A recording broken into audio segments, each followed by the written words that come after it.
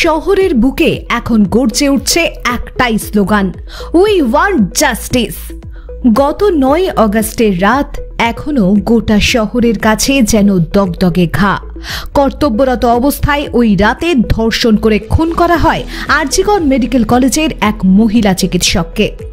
তারপর পেরিয়ে গেছে অনেকগুলো দিন, কিন্তু এখনো বিচার পায়নি তিলোত্তমা।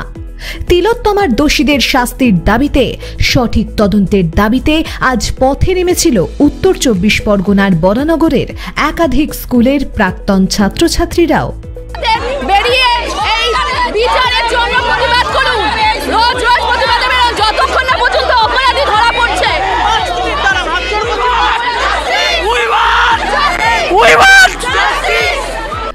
বনহুগলির বাইন হাসপাতালের সামনে থেকে মিছিল শুরু হয়ে গোপাল লাল ঠাকুর রোড ধরে এগিয়ে যায় সিথির মোড়ের দিকে।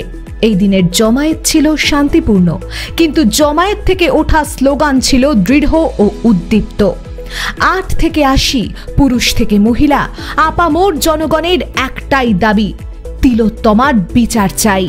আমরা বিচার চাইছি, যে নির্যাতিতার বিচার চাইছি। আরজিকরে যে ঘটনাটা ঘটেছিল এটা উচিত ছিল কি ছিল না।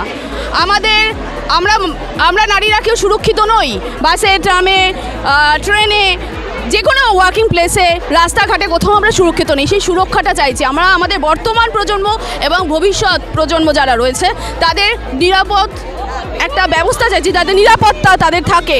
আমরা যেটা রাস্তাঘাটে রাত্রিবেলা, এই যে আমরা শুনতে পাচ্ছি যে রাত্রিবেলা মেয়েরা কেন বেরোবে, কেন ডিউটি দেবে, কেন এগুলো চলবে? মেয়েরা পড়াশোনা করছে ছেলেদের মতো, রাত্রিবেলা তো ডিউটি দেবেই। তাদের তো যদি ডিউটি থাকে, যেমন ডাক্তার মেয়েটা ডিউটি দিতে গেছিল, তার কেন এরকম অবস্থা হবে? সেই অপরাধীদের আমরা শাস্তি চাই এবং খুব তাড়াতাড়ি। আজকে যদি অপরাধীদের চাপা দেওয়া যায় তাহলে এরা আরো বেশি প্রশ্রয় পেয়ে যাবে, এরা আরো বেশি মেয়েদেরকে ভয় দেখাবে। এটা অ্যাকচুয়াল ভয় দেখানো হয়েছে। ভাবছে বোধহয় এইভাবে আমাদেরকে ভয় দেখিয়ে দমিয়ে রাখবে, কিন্তু এরা পারবে না, পারবে না, দর্শকেরা পারবে না, এই জানোয়াররা পারবে না। মিছিল ছাত্রছাত্রীদের ডাকে হলেও স্বতঃস্ফূর্তভাবে সেই মিছিলে যোগ দিতে দেখা গিয়েছে একাধিক এলাকাবাসী ও পথ চলতি মানুষজনকে। তাদেরও দাবি, প্রশাসন কোনোভাবেই দোষীদের যেন আড়াল না করে। অবিলম্বে তদন্তে অগ্রগতি আসুক, শাস্তি হোক প্রকৃত দোষীদের। আরে যারা দোষীদের যারা ঢাকছে তারা তো আরো বড় অপরাধী। তারা কোথায় আমাদের সুরক্ষা দেবে তা না, তারা দোষীদের ঢাকতে ব্যস্ত। এর ধিক্কার আমরা কোথায় জানাবো? এই জন্যই চাই যারা পারেনি, যে পুলিশ মন্ত্রী, যে স্বাস্থ্যমন্ত্রী, সে নীতিগতভাবে পদত্যাগ করুক। আরজিকর মেডিকেল কলেজের ঘটনা আমাদের চোখে আঙুল দিয়ে আবারও দেখিয়ে দিয়েছে এই রাজ্যে মহিলাদের নিরাপত্তাটা ঠিক কতটা তলানিতে গিয়ে ঠেকেছে।